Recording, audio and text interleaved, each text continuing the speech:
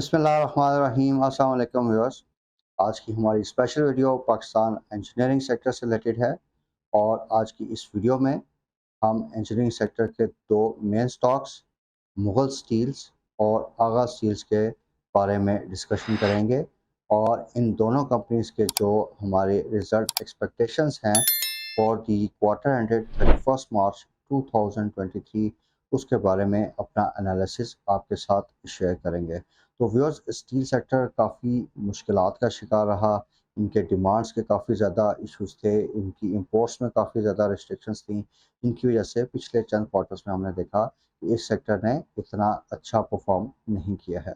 तो viewers, during the current quarter अगर हम इसकी परफॉर्मेंस का एनालिसिस करें तो दोनों कंपनीज के केसेस में हम देख रहे हैं कि नो डाउट इनके जो वॉल्यूम्स हैं वो डिक्रीज हुए हैं, लेकिन इनकी रिटेंशन प्राइसेस हाई होने की वजह से इनकी सेल्स जो हैं वो जो उसकी अमाउंट है वो बेहतर हुई है और इनके मार्जिन्स भी बढ़े हैं, जिससे वी आर एक्सपेक्टिंग कि दोनों कंपनीज के जो शेयर्स हैं वो काफ़ी अच्छी अर्निंग ग्रोथ दिखा सकते हैं ड्यूरिंग दी अफोरसेड क्वार्टर। तो अपना एनालिसिस स्टार्ट करते हैं। सबसे पहले बात करते हैं मुगल आयरन एंड स्टील की। काफ़ी अच्छा ये स्टॉक कंसिडर होता था। इसमें स्टील के साथ साथ कॉपर का एलिमेंट भी था, जिसकी वजह से काफ़ी लोग इसको प्रेफर करते थे। लेकिन प्रीवियस 1 ईयर में अगर आप देखें तो हमने इसकी प्राइस में काफ़ी वॉलेटिलिटी देखी है और इसने जो लो बनाया, अगर हम ईयर टू डेट की फिगर्स देखें तो जनवरी में इसने तकरीबन जो इसकी लोएस्ट फिगर्स थी वो 44 के लेवल पे थी। अगर हम एक साल की इसकी प्राइस का मूवमेंट का एनालिसिस करें तो उसमें भी हम यही देख रहे हैं कि ये जो जनवरी 2023 का पीरियड है, ये इसमें इसने अपने लोएस्ट लेवल को टच किया, यानी 41 से 42 रुपीज़ का। उसके बाद जो है करंटली अभी ये 52 रुपीज़ के लेवल पे ट्रेड कर रहा है। अगर हम इसकी 52 वीक्स का हाई लो एनालिसिस करें तो इसका जो 52 वीक्स का हाई है वो 82.90 और जो इसका लो है वो 40.90 है। तो अभी ये जो अपने लोअर साइड है उस पे ये ट्रेड कर रहा है। तो व्यूअर्स, अगर हम इसकी थोड़ी सी फाइनेंशियल परफॉर्मेंस का एनालिसिस करें तो जो पिछला क्वार्टर था, यानी अक्टूबर दिसंबर के पीरियड में, इसने ₹1.40 की ईपीएस दी। उसके बाद उससे प्रीसीडिंग क्वार्टर्स में आप देखें तो इसकी अर्निंग पर शेयर ₹2.60, ₹3.10, ₹2.50 के लेवल्स पे हमने देखी। और जो पिछले साल का सेकंड क्वार्टर था उसमें हमने देखा कि इसकी जो अक्टूबर दिसंबर 2022 का जो पीरियड था उसमें इसने ₹5.49 की भी ईपीएस रिपोर्ट की है। तो काफ़ी स्ट्रॉन्ग अर्निंग ग्रोथ इसकी रही, लेकिन ओवरऑल इकोनॉमिक डाउन ट्रेंड की वजह से हम देख रहे हैं कि इस शेयर में काफ़ी ज़्यादा नेगेटिव प्राइस एक्शन आया है। तो व्यूअर्स, इसके जो भी एक्सपेक्टेड रिजल्ट्स हैं, इसकी बोर्ड मीटिंग जो है वो आज जो हम 26 तारीख को वीडियो बना रहे हैं, तो इसकी बोर्ड मीटिंग 28 अप्रैल को 11:30 बजे शेड्यूल है, जिसमें ये रिजल्ट्स अनाउंस करने जा रहे हैं।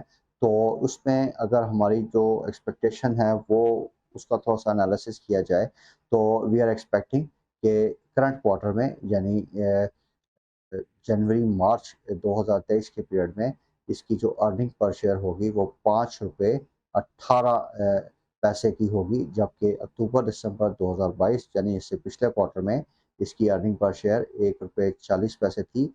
अगर हम ईयर ऑन ईयर बेसिस पे कंपैरिजन करें तो पिछले साल जनवरी मार्च के पीरियड में इसकी अर्निंग पर शेयर ₹2.50 थी, जो कि अब इंक्रीज होकर ₹5.18 के लेवल पे आ रही है। तो व्यूअर्स, इसकी जो ईपीएस है उसमें अगर हम क्वार्टर ऑन क्वार्टर बेसिस पे भी देखें तो तकरीबन 2.7 टाइम्स, यानी 2.7 गुना का इजाफा है क्वार्टर ऑन क्वार्टर बेसिस पे। और अगर हम ईयर ऑन ईयर बेसिस पे देखें तो इसकी शेयर्स में तकरीबन 1.1 टाइम्स का हम इजाफा देख रहे हैं। तो एक मैसिव इंक्रीज है इसकी अर्निंग्स में। ये हमने अपनी पिछली वीडियोस में भी आपको इसके बारे में सेंसिटाइज किया था। अगर आप हमारे चैनल के रेगुलर फॉलोअर हैं तो उसमें यू मे बी अवेयर कि हमने आपको टाइम एंड अगेन बताया था कि मुगल के पास लो कॉस्ट इन्वेंट्रीज पड़ी हुई हैं और उन इन्वेंट्रीज की जब ये प्रोडक्शन करेगा तो इसको इससे काफ़ी बेनिफिट होगा। तो उसकी ट्रांसलेशन जो है अभी हम इसके रिजल्ट्स में देख रहे हैं कि इस लो कॉस्ट इन्वेंट्री की वजह से काफ़ी बेहतरीन इसके रिजल्ट्स आए हैं। तो व्यूअर्स, इसकी जो नेट सेल्स हैं उसमें वी आर एक्सपेक्टिंग के क्वार्टर ऑन क्वार्टर बेसिस पे 16% का इजाफा होगा और ईयर ऑन ईयर बेसिस पे 31% का हम इजाफा देख रहे हैं। अब इसमें दो चीज़ें हमने देखनी है। एक ये कि इसकी जो वॉल्यूम्स हैं, जो सेल्स वॉल्यूम्स हैं, प्रोडक्ट सेल्स हुई हैं, वो नो डाउट कम हुई हैं, लेकिन क्योंकि इन्होंने अपनी प्राइसेस प्रोडक्ट्स की बढ़ा दी थी, तो लोअर वॉल्यूम के बावजूद प्राइसेस बढ़ाने से इसकी जो सेल्स रेवेन्यू है वो उसमें हम एक हेल्दी ग्रोथ देख रहे हैं और इसी का इम्पैक्ट जो है इसके मार्जिन्स पे भी आ रहा है और इसके मार्जिन्स में भी काफ़ी बेहतरी हम देख रहे हैं। और इसके मार्जिन्स जो हैं उसमें इसके दो बेसिकली सेगमेंट्स होते हैं, जिसमें इसका एक फेरस सेगमेंट है, एक नॉन फेरस सेगमेंट है। तो उन दोनों में जो है मार्जिन्स में भी काफ़ी बेहतरी आ रही है। तकरीबन 16 से 21% तक के लेवल्स पे इसकी मार्जिन्स जो हैं वो हम देख रहे हैं। इसके साथ साथ व्यूअर्स, इसकी कॉस्ट ऑफ सेल्स में भी माइनर सी इंक्रीज़ है। वो तकरीबन 1% इंक्रीज़ है ऑन क्वार्टर बेसिस पे, और ईयर ऑन ईयर बेसिस पे देखें तो 21% का इंक्रीज़ है। अभी जैसा कि वीडियो के शुरू में आपको बताया था कि क्योंकि इसके पास ये एक बड़ा लेवल, एक क्वांटिटी, इसकी जो इन्वेंट्री लेवल्स की होती है काफ़ी ज़्यादा होती है। इस वजह से जब इसके पास एक सस्ती इन्वेंट्री पड़ी थी और उसके पास स्टील प्राइसेस इंक्रीज़ हुई हैं, तो उस चीपर इन्वेंट्री लेवल्स की वजह से भी इसको काफ़ी जो है वो फ़ायदा हुआ है।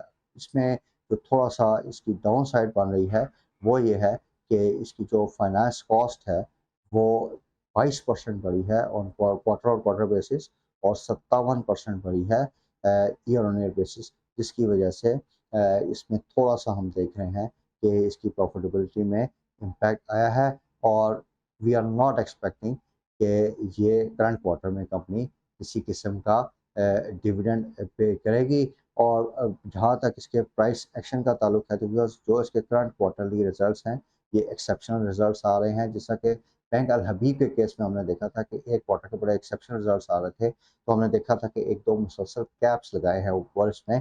इन्हीं रिजल्ट अनाउंसमेंट्स की वजह से मुगल में हम एक अच्छा प्राइस एक्शन एक्सपेक्ट कर रहे हैं आइंदा आने वाले दिनों में। But for the long term, क्योंकि अभी भी इम्पोर्ट पे काफ़ी ज़्यादा रिस्ट्रिक्शंस हैं हमारे पास, फॉरेन एक्सचेंज का काफ़ी ज़्यादा इशू है, तो इन रिस्ट्रिक्शंस की वजह से इसके जो ऑपरेशंस हैं वो लॉन्ग टर्म के लिए इफ़ेक्ट हो सकते हैं।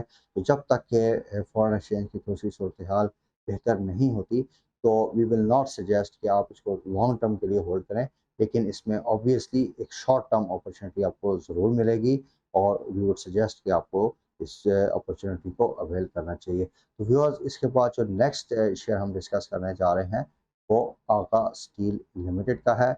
आगा के केस में भी जो इसकी बोर्ड मीटिंग है वो आज के दिन आफ्टर मार्केट आवर्स जो है वो शेड्यूल्ड है। अभी ये शेयर तकरीबन 11 रुपये 73 पैसे के लेवल पे ट्रेड कर रहा है। अगर हम इसकी 1 ईयर्स की परफॉर्मेंस देखें, तो जो 1 ईयर का लो है ऑलमोस्ट इसका जो 10 रुपये 60 पैसे है, तो इसमें आप देख रहे हैं कि ऑलमोस्ट उन्हीं लेवल्स पे ये ट्रेड कर रहा है।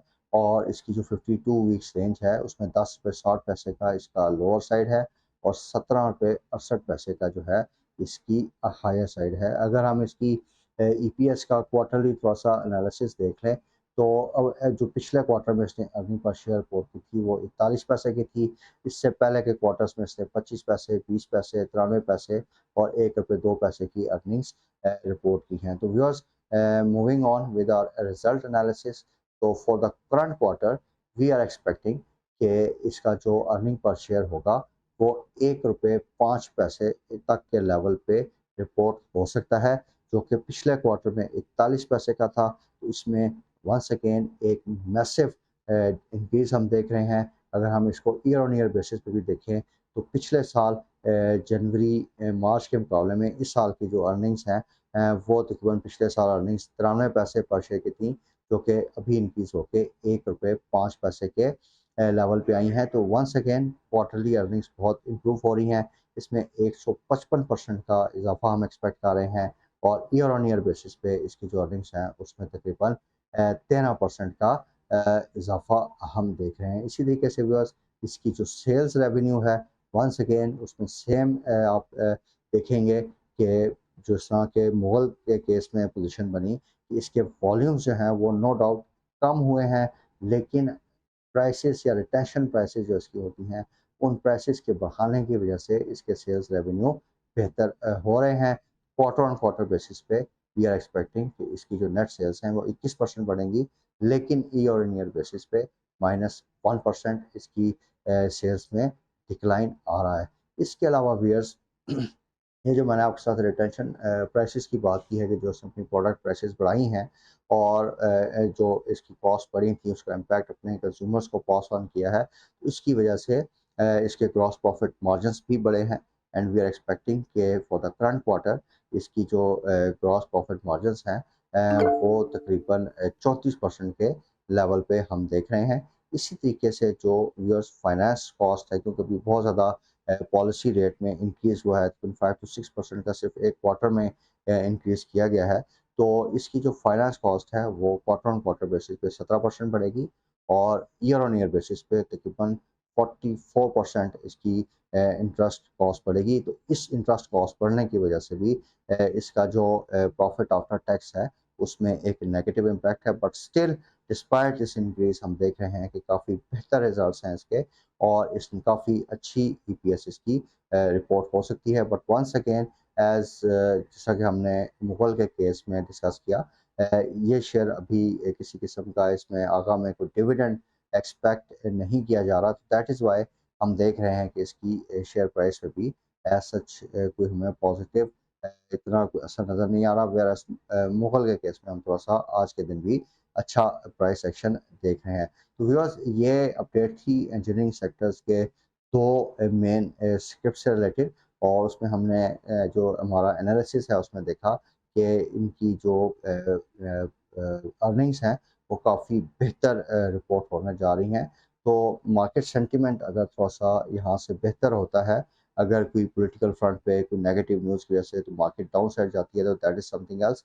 लेकिन अगर थोड़ा सा मार्केट सेंटिमेंट बेहतर होता है, जिस तरह कि हमने पीछे एक दिन पहले देखा कि काफ़ी अच्छी बाइंग थी मार्केट में, तो उसमें इन शेयर्स को हमें नज़र में रखना चाहिए। काफ़ी ज़्यादा डिस्काउंटेड लेवल्स में है और शॉर्ट टर्म एक ट्रेड की अपॉर्चुनिटी भी इनमें है कि काफ़ी अच्छा इस तरह में हम देख रहे हैं कि जैसे-जैसे कंपनीज़ की अर्निंग सपोर्ट होती हैं, उनमें अच्छा प्राइस एक्शन भी आता है, इनमें हमें एक अच्छी ट्रेडिंग अपॉर्चुनिटी मिल सकती है। व्यूअर्स, वी डू होप कि आपको हमारी ये जो काविश है ये पसंद आई होगी और ये जो 2 कंपनीज़ के रिज़ल्ट्स के बारे में हमने रिज़ल्ट एक्सपेक्टेशन आपके साथ शेयर की हैं, इससे भी आपकी जो ट्रेडिंग एक्टिविटी है और ओवरऑल जो आपकी पोर्टफोलियो मैनेजमेंट है, उसमें आपके लिए ये चीज़ हेल्पफुल साबित होगी। अगर आपका इससे रिलेटेड किसी किस्म का कमेंट हो, क्वेरी हो या कोई आप सजेशन देना चाहें, तो वीडियो की डिस्क्रिप्शन में मेरा नंबर अवेलेबल है, आप इस पे मुझसे कॉन्टैक्ट कर सकते हैं। इसके साथ-साथ व्यूअर्स, आपने हमारे चैनल को